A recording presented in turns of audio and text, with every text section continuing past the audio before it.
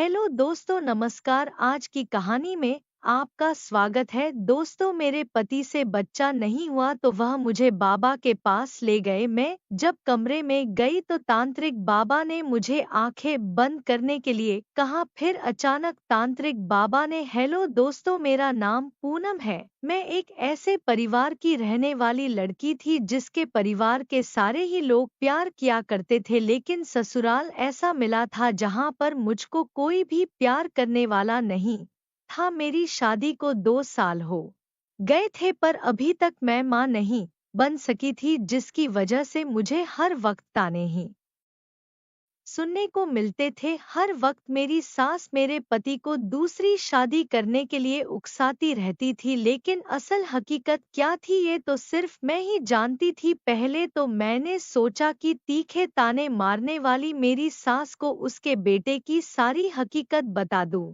लेकिन मेरे पति ने मुझे यह सब कहने के लिए मना कर रखा है। लेकिन बाद में मैंने अपने पति से कह दिया था कि मैं और ज्यादा दिन तक यह तमाशा बर्दाश्त नहीं करूंगी, क्योंकि मैं काफी टाइम से सब कुछ बर्दाश्त करती आ रही हूँ। अगर ऐसा ही रहा तो मैं उनको सब कुछ सच सच बता दूंगी और मैं हमेशा के लिए घर से चली जाऊंगी। मेरी इस बात पर मेरे पति घबराकर कहने लगे कि ऐसा बात मत करो, तुम जानती हो कि मैं तुमसे कितना प्यार करता हूँ।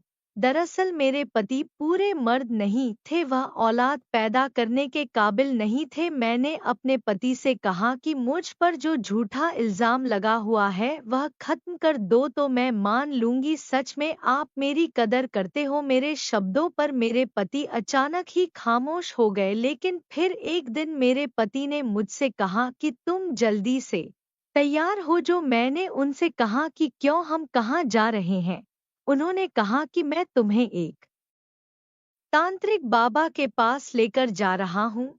वह बहुत प्रसिद्ध बाबा है, बाबा के पास सब चीज का इलाज है। मैंने कहा यह सब फालतू बातें हैं, आप कुछ और सोचे। मगर मेरे पति बोले तुम एक बार चलो तो अगर तुम्हें सही नहीं लगे तो फिर हम घर आ जाएंगे। मैंने कहा ठीक है चलो। दोस्तों, जैसे ही हम बाबा के पास पहुंचे उन्होंने कहा बैठो और बताओ क्या प्रॉब्लम है। मैंने कहा बाबा जी, मेरे पति आधे मर्द हैं और मुझे बच्चा चाहिए। बाबा जी ने कहा तुम अकेले मेरे साथ पास वाले कमरे में चलो। फिर उन्होंने मुझे कहा चारपाई पर लेट जाओ और मैं लेट गई। फिर उन्होंने अपनी पर कुछ पढ़ा और मेरे ऊपर वह पानी छिड़क कर बाबा जी ने कहा तुम्हारे नसीब में बच्चे नहीं हैं। फिर मैं मेरे पति से कहा बाबा जी बोल रहे हैं तुम्हें बच्चे नहीं हो सकते। फिर मैं और मेरे पति वहां से घर जाने लगे और मेरे पति बहुत मायूस हो गए। मैंने कहा आप चिंता मत करो, ऊपर वाले ने चाहा तो हमें बच्चा मिल जाएगा। तभी मुझे रास्ते में